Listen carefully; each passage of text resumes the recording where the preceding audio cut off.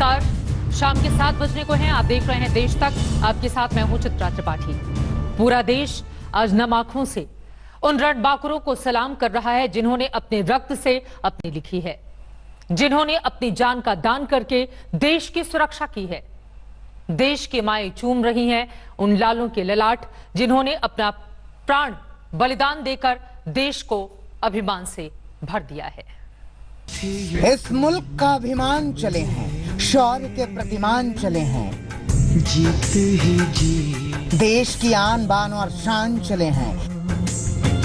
बस इतना याद रहे। ऐ मेरे देश जरा झूम के देना रास्ता, तिरंगे में लिपटे बहादुर जवान चले हैं। तिरंगे में लिपटा हुआ शहीद कर्नल संतोष बाबू का पार्थिव शरीर देख रहा था उनके सम्मान में झुके हुए सिरों को। उनकी अंतिम यात्रा में पूरा इलाका है शामिल। यही तो है बलिदान का हासिल। ये एक शहीद की अंतिम यात्रा है और ये जो भीड़ है उस शहीद को नमन करने के लिए यहाँ आई है। ये भीड़ बताती है कि कैसे ये देश एक वीर की शहादत नहीं भूलेगा और हमेशा याद रखा जाएगा कि कैसे हमारे वीर जवानों ने हमारी सरहद की रक्षा करते हुए अपने प्राण तक न्यौछावर कर दिए। पटना के बेटा में शूरवीर का निकला कारवां, ये संदेश देते हुए कि हमने खून से सींचा है इस मुल्क को, अब संभालने की जिम्मेदारी तुम्हारी। हवलदार सुनील के जाने का गम परिवार वालों को तो है, लेकिन वो चीन से इस बलिदान का बदला चाहते हैं। बस बदला ले चाइना से, एक के बदल उसका 100 मारे। चाइना ने बहुत गलत किया, पीछे से वार किया, नहीं तो ये लोग भी संभाल के जाते। रामनाथपुरम के एक कोकालुर गांव में वीर सपूत पलानी का पार्थिव शरीर पहुंचा। उनके शौर्य को सलाम करने के लिए लोगों का हुजूम उमड़ आया। फिजाएं चूमने के लिए बेताब हो उठी अपने लाल का ललाट।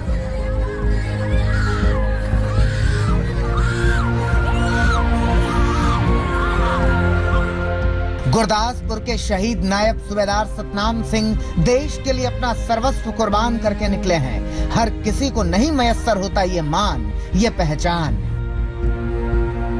नायब सूबेदार सतनाम सिंह के रूप में एक अनमोल हीरा खो दिया और वो कायर चाइना उन शहीद परिवार में आक्रोश है कि आखिर कब तक हमारे शहीद नायब सूबेदार सतनाम सिंह जैसे शूरवीर योद्धे अपने बलिदान देते रहेंगे। पंजाब के ही पटियाला के नायब सूबेदार मनदीप सिंह उसी कतार में हैं, जिन्होंने देश के सम्मान के लिए जान गंवा दी। दोनों ऐसे बनना कि लोग आपको देखने के लिए तरसे न होंगे कि हाँ मनदीप साहब की बच्ची आ रही है। इतना ध्यान देते थे, पढ़ाई की तरफ किसी चीज की भी कमी नहीं आने देते थे। प्रणाम है उन माओं को जो जनती हैं देश पर कुर्बान हो जाने वाले ऐसे जवान। प्रणाम है उन पिताओं को जिनके कंधों पर जवान होती हैं कुर्बानियों की ऐसी कलाएं। जाते तो सभी हैं इस दुनिया से, लेकिन ऐसे जाने का सलीका कहाँ सीख पाते हैं सब। आज तक गर्व। नम आंखों से पूरा देश अपने वीर सपूतों को दे रहा है विदाई। आगे बढ़ते हुए बात चीन को लगने वाले आर्थिक झटके की। सीमा पर चीन को सबक सिखाने के लिए सेना तैयार है। वहीं देश में अब चीन के सामानों के बहिष्कार ने जोर पकड़ लिया है। हिंदुस्तान से कमाई करने वाला चीन पैसे का इस्तेमाल भारत के खिलाफ ही कर रहा है। ऐसे में अब चीन को आर्थिक झटका देने की तैयारी है।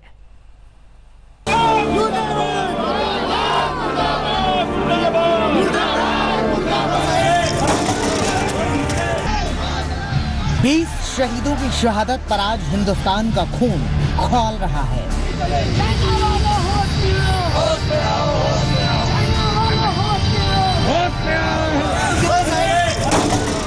ये गुस्सा है देश की पीठ पर धोखे का खंजर भोंकने वाले चीन के खिलाफ।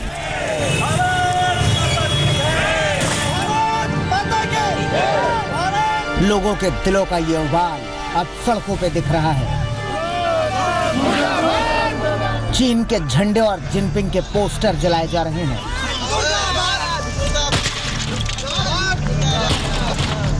कोई टीवी तोड़ रहा है तो कोई चीनी सामान का बहिष्कार कर रहा है। देश अब चीन के साथ कोई व्यापारिक संबंध नहीं रखना चाहता। वहीं सरकार भी अब चीन को आर्थिक झटका देने की तैयारी कर रही है। अब टेलीकॉम मंत्रालय ने बीएसएनएल को चीनी उद्योगों की उपयोगिता को कम करने के निर्देश दिए हैं।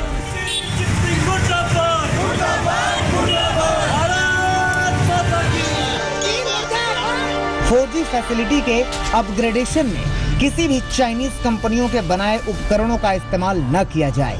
पूरे टेंडर को नए सिरे से जारी किया जाए। सभी प्राइवेट सर्विस ऑपरेटरों को निर्देश दिया जाएगा कि चाइनीज उपकरणों पर निर्भरता तेजी से कम की जाए। भारतीय रेलवे ने भी चीनी कंपनी से अपना एक करार खत्म कर दिया है। 2016 में चीनी कंपनी से 471 करोड़ का करार हुआ था, जिसमें उसे 417 किलोमीटर लंबे रेल ट्रैक पर सिग्नल सिस्टम लगाना था, जिसे खत्म कर दिया गया है। रेलवे ने कंपनी के खराब प्रदर्शन को इसकी वजह बताया है। व्यापारिक संगठन कैट भी चीन के खिलाफ खुलकर सामने आ गया है। कैट ने खुले पत्र में आमिर खान, कटरीना कैफ, दीपिका पादुकोण, रणवीर सिंह, रणवीर कपूर, विराट कोहली, श्रद्धा कपूर, सलमान खान जैसे एक्टर्स से चीनी ब्रांड के विज्ञापन न करने का आग्रह किया है। वहीं दूसरी तरफ अमिताभ बच्चन, अक्षय कुमार, शिल्पा शेट्टी, माधुरी दीक्षित, सचिन तेंदुलकर, महेंद्र सिंह धोनी से चीनी सामान के बहिष्कार के अभियान भारतीय सामान हमारा अभियान से राष्ट्र हित में जुड़ने का आह्वान किया गया है। पटना में पप्पू यादव ने जेसीबी मशीन पर चढ़कर चीन के विज्ञापन के पोस्टरों में कालिख पोती। पप्पू पटना के इलेक्ट्रॉनिक मार्केट में चाइनीज प्रोडक्ट का विरोध करने पहुंचे। वहीं चाइनीज कंपनी और उसके विज्ञापन पर रोक लगाने की मांग की। उधर मोदी सरकार में मंत्री रामदास आठवले ने तो रेस्टोरेंट में चाइनीज फूड पर भी रोक लगाने की मांग कर डाली।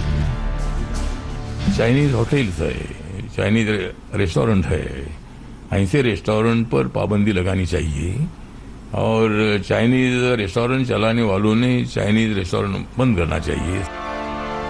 दिल्ली में भी व्यापारी सड़कों पर उतरे, जहां चीन के सामान का निर्यात बंद करने की तैयारी चल रही है।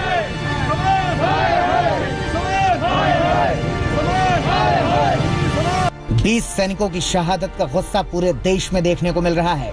उत्तर से लेकर दक्षिण और पूरब से लेकर पश्चिम तक चीन के सामानों के बहिष्कार की मांग तेज हो गई है। लोग चीन के टीवी और एलईडी तोड़ रहे हैं। चीन के खिलाफ नारेबाजी हो रही है। सरकार से बड़ा एक्शन लेने की मांग की जा रही है। आज तक ब्यूरो। शहर शहर चीन के खिलाफ आक्रोश तो आपने देख लिया। इन सब के बीच बड़े खबर आपको देते हैं। भारत चीन तनातनी के बीच दोनों देशों में मेजर जनरल स्तर की 6 घंटे की बातचीत खत्म हो गई है और इस बीच ये जानकारी भी आई है कि गलवान में भारत का कोई भी सैनिक लापता नहीं है। विदेश मंत्रालय ने भी कहा है कि भारत में सरहद पर भारत शांति चाहता है, लेकिन अपनी अखंडता की रक्षा के लिए पूरी तरह से प्रतिबद्ध है। अहम खबर यह भी आ रही है कि 23 जून को रूस और चीन के साथ विदेश मंत्री स्तर की मीटिंग में भी भारत हिस्सा लेगा और विदेश मंत्री एस जयशंकर इसमें वीडियो कॉन्फ्रेंसिंग से जुड़ेंगे। मंजीत नेगी हमारे संवाददाता और ज्यादा जानकारी के साथ जुड़ चुके हैं। मंजीत, सबसे पहले बताइए, मेजर जनरल स्तर की जो बातचीत 6 घंटे तक चली है, उसका नतीजा क्या रहा? 15 और 16 तारीख को जो भिड़ंत भारत और चीनी सेनाओं के बीच में पूर्वी लद्दाख के गलवान इलाके में हुई थी, उसके बाद ये पहली बैठक थी जो करीब 6 घंटे चली और उस घटना के बाद दोनों देशों के जो बड़े अधिकारी जो शिशुल में आज बैठक के दौरान उन्होंने चर्चा की। बड़ी बात यह रही कि दोनों तरफ के कुछ सैनिक थे जिनको लापता होने की बात थी, उस पर भी चर्चा हुई और उसके बाद भारतीय सेना ने इस बात को साफ किया कि इस भिड़ंत के दौरान जो भारतीय सैनिकों की लापता की बात हुई, उनकी सबकी गिनती हो गई है। जितने लोग उस घटना में उस घटना के दौरान वहाँ मौजूद थे, उन सबको उनकी गिनती पूरी हो गई और एक तरह से जो कुछ लोगों के लापता होने की बातें सामने आई थी वो सही नहीं है। सब लोग हालांकि इस पूरे ऑपरेशन के दौरान भारतीय सेना के 3 वीर सैनिकों की शहादत हुई है, लेकिन अब आज की बैठक के बाद दोनों पक्ष बातचीत की तरफ दोबारा आने की बात कर रहे हैं। लेकिन इसके साथ ही अगर भारत के सेना की बात की जाए तो सेना ने अपनी जो तैयारियां हैं, खासतौर से लद्दाख से लेकर पूरी जो चीन से लगने वाली सरहद हिमाचल, उत्तराखंड और अरुणाचल तक, उस पर अपनी तैयारियों में कोई कोर कसर नहीं की, बल्कि उनको और ज्यादा। जी मंजीत, शुक्रिया इस पूरी जानकारी के लिए। ये महत्वपूर्ण जानकारी, 6 घंटे तक ये बातचीत चली है। अब आगे इसी तरह से बातचीत जारी भी रहेगी। देखना महत्वपूर्ण रहेगा कि जो चरम पर तनाव इस वक्त है उसको खत्म करने के लिए हिंदुस्तान के साथ चीन कैसे आगे बढ़ता है। चीन के साथ वहीं विवाद के बीच कांग्रेस ने सरकार पर ताबड़तोड़ निशाना साधा है। सवाल पूछे हैं कि क्या मौजूदा तनाव को चीन की विदेश नीति की नाकामी समझी जाए। राहुल गांधी ने सवाल पूछा कि सरकार साफ करे, खतरे के बावजूद हमारे जवान निहत्थे क्यों गए। इस पर विदेश मंत्री का जवाब भी आया है, सुनिए।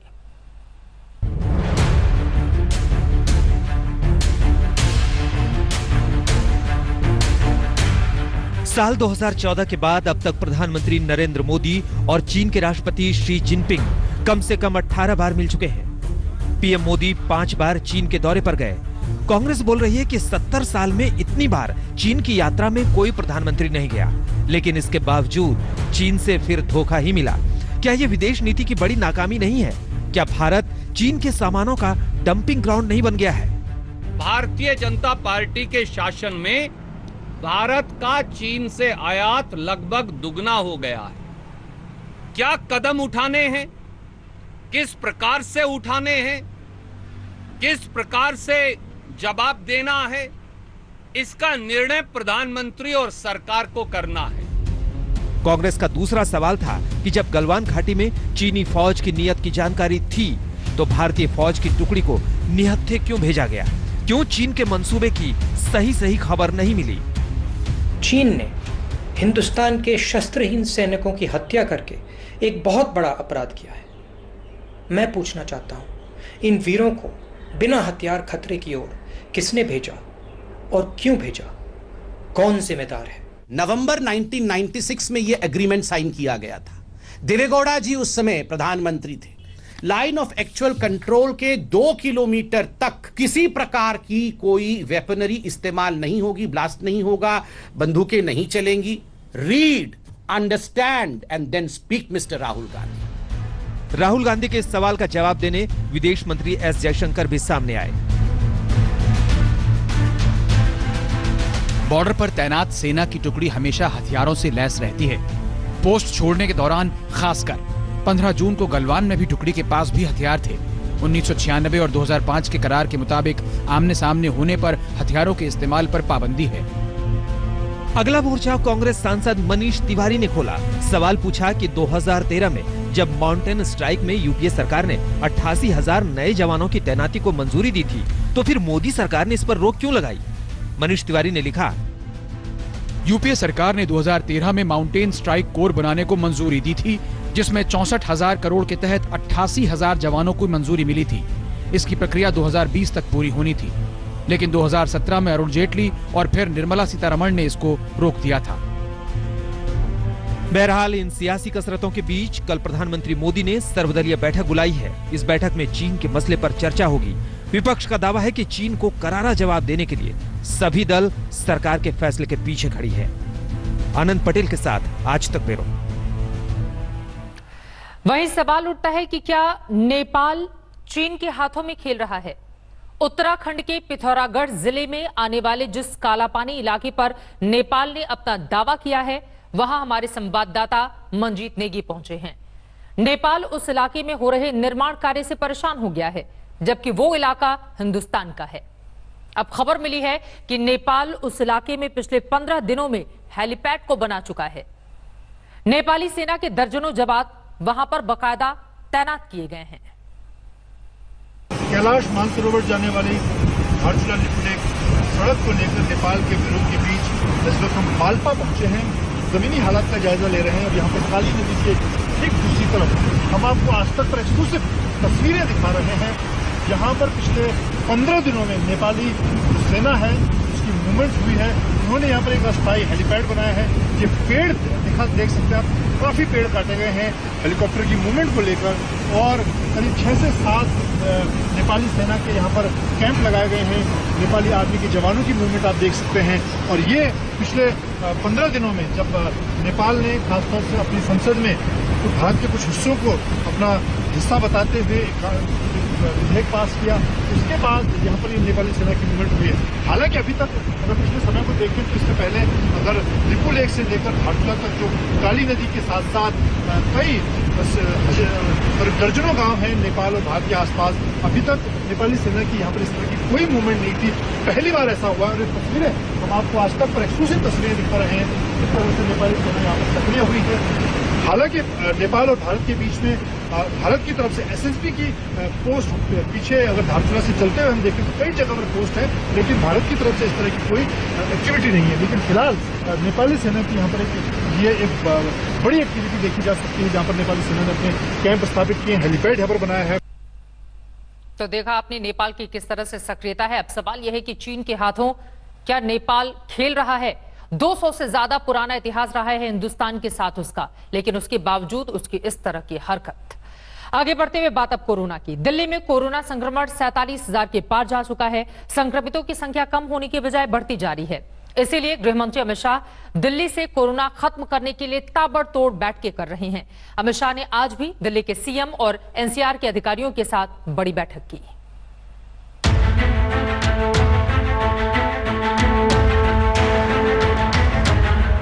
दिल्ली में कोरोना संक्रमण की रफ्तार रोकने के लिए गृह मंत्री अमित शाह ताबड़तोड़ बैठकें कर रहे हैं। संक्रमण को रोकने के लिए ताबड़तोड़ आदेश दे रहे हैं। आज भी गृह मंत्री ने दिल्ली के मुख्यमंत्री अरविंद केजरीवाल और दिल्ली एनसीआर के अधिकारियों के साथ बैठक की। अमित शाह पिछले 4 दिन से लगातार दिल्ली में कोरोना को रोकने की तरकीबें तलाश रहे हैं। गृह मंत्री के निर्देश पर दिल्ली में कोरोना से लड़ने के लिए गृह मंत्रालय ने 169 रैपिड एंटीजन टेस्टिंग सेंटर खोले हैं। गृह मंत्री ने दोनों गृह राज्य मंत्री जी किशन रेड्डी और नित्यानंद राय को आदेश दिया है कि वो दिल्ली में rapid antigen detection testing centre का खुद दौरा करें और वहां क्या हालात हैं ये बताएं। ऑफिसर्स के साथ पूरा जगह जाकर ठीक तरीके से टेस्ट होना चाहिए। अभी टेस्ट शुरू हो गया, हर जगह 100-150 लोग उस एरिया से कंटेनमेंट जोन से लोग आके सोशल डिस्टेंस मेंटेन करते हुए सब जगह बिठाए, उनका पानी का व्यवस्था किया है और जो टेस्ट करके उधर ही बिठाकर जो पॉजिटिव केस आया उनको ट्रीटमेंट के लिए भेजा रहे। नित्यानंद राय ने भी आर्यनगर में कंटेनमेंट जोन का दौरा किया और हालात जाने। इधर दिल्ली सरकार भी मौके की नजाकत समझ रही है। वो भी केंद्र के साथ ताल से ताल मिलाकर कोरोना के संकट को खत्म करने में लग गई है। खुद मुख्यमंत्री अरविंद केजरीवाल और डिप्टी सीएम मनीष सिसोदिया दिल्ली में राधा स्वामी सत्संग भवन पहुंचे। इस सत्संग भवन की जगह को आइसोलेशन सेंटर बनाने के लिए दे दिया गया है। राधा स्वामी सत्संग ने अपना पूरा यहाँ पे स्पेस दिया है, जहाँ पे कोविड का आइसोलेशन सेंटर बनाया जा रहा है और यहाँ पे लगभग 10,000 बेड्स बनाए जा सकते हैं। केंद्र और दिल्ली की सरकार कोरोना को खत्म करने के लिए पूरी तरह से अब मुस्तैद दिख रही हैं और इसकी सबसे बड़ी वजह यह है कि दिल्ली में कोरोना का संक्रमण 47,000 के पार चला गया है। कोरोना का खौफ अब दिल्ली वालों को पहले से ज्यादा डरा रहा है। जितेंद्र बहादुर सिंह के साथ आज तक ब्यूरो। देश में कोरोना का खौफ बढ़ता ही जा रहा है। हर रोज आंकड़े और ज्यादा डरावने हो रहे हैं। पिछले 24 घंटे में 12,881 नए मामले सामने आए हैं, जबकि 334 लोगों की जान चली गई है। ऐसे में देश भर में इस वक्त का बड़ा आंकड़ा क्या है, उसके बारे में जल्दी से आपको हम जानकारी दे देते हैं कि देश में किस तरह का आंकड़ा है। लेकिन सबसे पहले बीते 24 घंटे के बारे में एक बार फिर से आपको आंकड़ा दिखा देते हैं। ये देखिए, भारत में इस वक्त की स्थिति क्या है। कुल केस 12,881 बीते 24 घंटे में सामने आए हैं। 7,390 लोग ठीक हुए हैं, जबकि 334 लोगों की जान चली गई है। ये अपने आप में एक खतरनाक स्थिति और देश का आंकड़ा अब तक का कोरोना काल का पूरा आंकड़ा इस वक्त आपके सामने है। 3,66,946 कुल केस हैं। 1,94,325 ठीक हुए हैं। 12,237 लोगों की मौत हुई है अब तक कोरोना की वजह से। ये भारत का अब तक का पूरा आंकड़ा हमने आपको दिखाया। अब आगे बढ़ते हुए आपको दिखाते हैं राज्यों का हाल क्या है। राजधानी दिल्ली, जिसकी रिपोर्ट हमने आपको दिखाई, 47,102 संक्रमित राजधानी दिल्ली में। ये पूरा का पूरा आंकड़ा 17,887 लोग ठीक भी हुए हैं। महाराष्ट्र में देखिए 1,16,000 से ज्यादा लोग संक्रमित, 59,122 ठीक हुए हैं। 5,651 की मौत हुई है। ये महाराष्ट्र का सबसे बड़ा आंकड़ा अगर कहीं से सामने आया है तो वो एक राज्य महाराष्ट्र है। तमिलनाडु उसके बाद 50,153 संक्रमित, 27,642 यहां पर ठीक हुए हैं। यूपी 14,598 संक्रमित, 8,904 ठीक हुए हैं। 435 लोगों की उत्तर प्रदेश में जान चली गई है। तो ये हमने आपको दिखाया कोरोना का हाल इस वक्त क्या है। राजधानी दिल्ली में बढ़ते हुए आंकड़े को देखते हुए लगातार ताबड़तोड़ बैठकें गृह मंत्री की मुख्यमंत्री के साथ उम्मीद की जा सकती है कि कम से कम सरकारों की इन तमाम कोशिशों के बदौलत आगे आने वाले वक्त में स्थिति हिंदुस्तान की ठीक हो। आगे बढ़ते हुए अब आज की कुछ और महत्वपूर्ण खबरें। सुशांत सिंह राजपूत की अस्थियां आज गंगा में विसर्जित कर दी गईं। तो वहीं दूसरी तरफ मुंबई पुलिस उनकी आत्महत्या की वजह तलाशने में जुटी हुई है। इस मामले में सुशांत की बेहद करीबी दोस्त रिया चक्रवर्ती का बयान पुलिस ने रिकॉर्ड किया है। पुलिस को उम्मीद है कि रिया के पास सुशांत की जिंदगी से जुड़े तमाम सवालों के जवाब हो सकते हैं, जिनसे उनकी आत्महत्या की वजह का खुलासा हो पाए।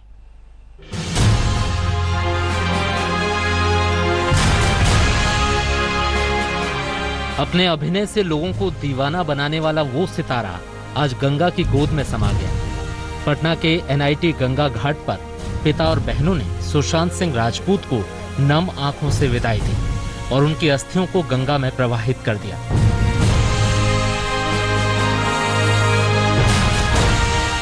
सुशांत जैसे बेटे और भाई को खोने का दर्द परिवार की आंखों में छलक रहा है, तो वहीं उनके फैन सुशांत की आत्महत्या को लेकर बेहद आहत हैं।